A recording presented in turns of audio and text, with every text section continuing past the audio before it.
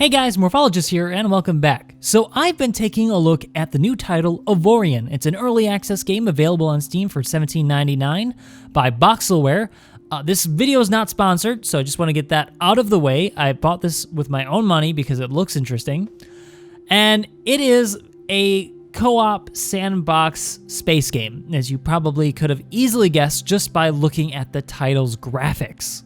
But what really sets this game apart from games like Space Engineers is the scale and ideas of the developers. So they're trying to create an entire living, breathing galaxy that you can interact with. So that means you've got factions and aliens and different star systems which are connected by warp gates, or you can travel to uncharted systems using your own warp drive. The trade system has some pretty decent depth to it. Although I haven't seen NPCs actually physically trading with stations, it does seem to be that stations have a finite amount of materials and systems have a finite amount of resources to mine. So you can't just continually strip mine one system, you have to continually move if you want to build up your ship.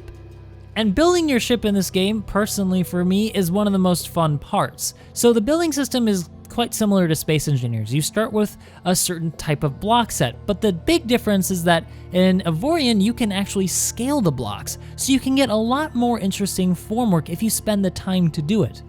Crew will also have to be paid and taken care of, so you can't just not pay your crew or they will just stop working. Combine them to create new elements. There's not that level of depth yet in Avorion. No, instead what you're doing is you're finding some basic elements. So the first element you find is iron, and that gives you the iron tier of ships. The next one is titanium, and that gives you the titanium tier of ship materials.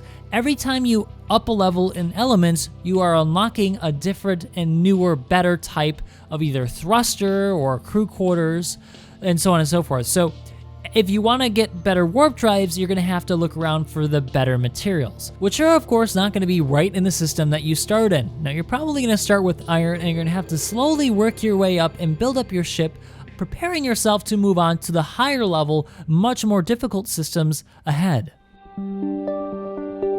Avorion also has a really interesting crew system, so your ships aren't just automatically crewed and populated by AI. You have to actually go to a station after constructing your ship and hire crew that you'll have to pay every few hours in order to continually operate your ship. So you're gonna have to hire people like gunners, security officers, mechanics, captains, and so on and so forth to populate the ship in order to operate the different mechanisms that make it work. Luckily though, it's not full Sims mode, so you don't have to worry about things like their mood, at least not yet. It's more just like you have them in your ship, you have to pay for them every so often, and add more crew to your ship as your ship increases in size. But in Avorion, you're not restricted to one ship. Remember I said that you can hire crew? Well, the ultimate crew that you can hire is headed by a captain, and with a captain, the ship that you've constructed can operate autonomously. You can give it orders and tell it what to do, tell it to patrol, and essentially build your own fleet or empire of ships to populate different systems. One of the cool things that I haven't tried yet though is the NPC station that builds ships for you, so you can essentially give them a blueprint of a ship that you've created and tell them to build it and crew it, thus creating the fleet of ships of your specification. So if you're like me, you're probably pretty surprised at the moment by just how much depth the current early access game has. And frankly, I've only really scratched the surface of all the little details that are in Avorion, things that I'll have to revisit in later videos after I've played it a little bit more. Now, in the last part of this video, I just want to talk to you about my general feeling about the game, what I've experienced so far, and if I'd like to play it more in the future. Well, my experience so far has been pretty slow, but that's to be expected with this sort of game. That being said, I've actually really enjoyed it. It's been kind of like a therapeutic experience. The soundtrack inside the game is very spacey. If you've played EVE Online, it's kind of got a little bit of that vibe to it. A lot of synth and long notes being played, but it really fits with the atmosphere. So yeah, you can kind of see what I'm talking about. This is actual music from inside the game. One of the things that's really annoyed me though is that once you get to more rare materials, if you use them to build your ship and you have very little left over, and then you damage your ship, you have no way to upgrade your ship or change it because you can't upgrade or change a damaged ship. This caused me to have to search for a very long time for me to find the material that I needed to just repair my ship so I could progress. This is a little nitpick. I actually still very much enjoyed the experience of searching, but it's something maybe the developers want to consider in the future. Visually, the game is also pretty stunning. I found the graphics to be, although very simple, still very adequate for me to enjoy the game. I don't get taken aback by how things are very square, because if you do spend some time with some of the angle blocks, you can get some pretty curved looking forms. Still though, I think the building system could use a little bit of work. At the moment, you can only choose one plane of reflection, and that can really bog things down for time if you want to make a multi-axis reflected ship. You have to place things or change the axis of reflection multiple times. I think they should just have it so that you can select like 3 at once, so you can build basically like a Borg cube if you wanted to. But these bits are a bit technical, and it is early access, so you have to kind of give them the benefit of the doubt on things like UI and ease of use. So in the last part of this video, I just want to focus on the general experience, how much I enjoyed the game and whether or not I had fun. I enjoyed the hours that I've played.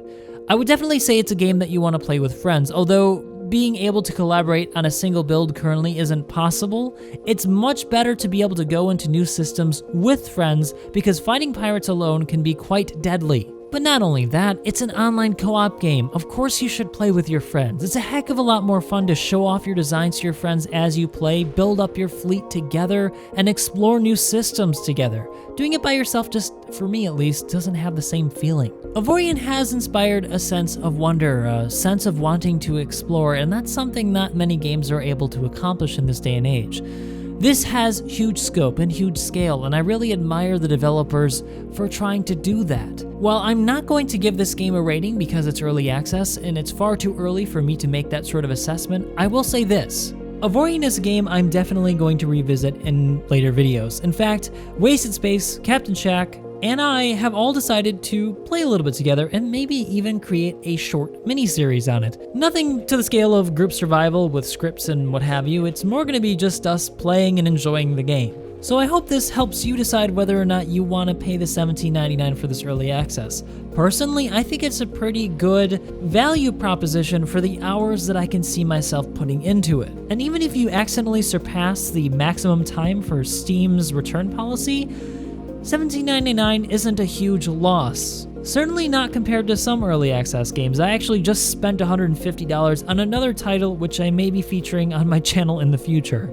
So that's it guys, look for more content on Avorion on my channel in the future, and I hope you guys enjoyed this. If you've played Avorion, or if you're interested in playing it, or you just want to share your experience, please let me know down below in the comment section, and I hope to see you guys next time.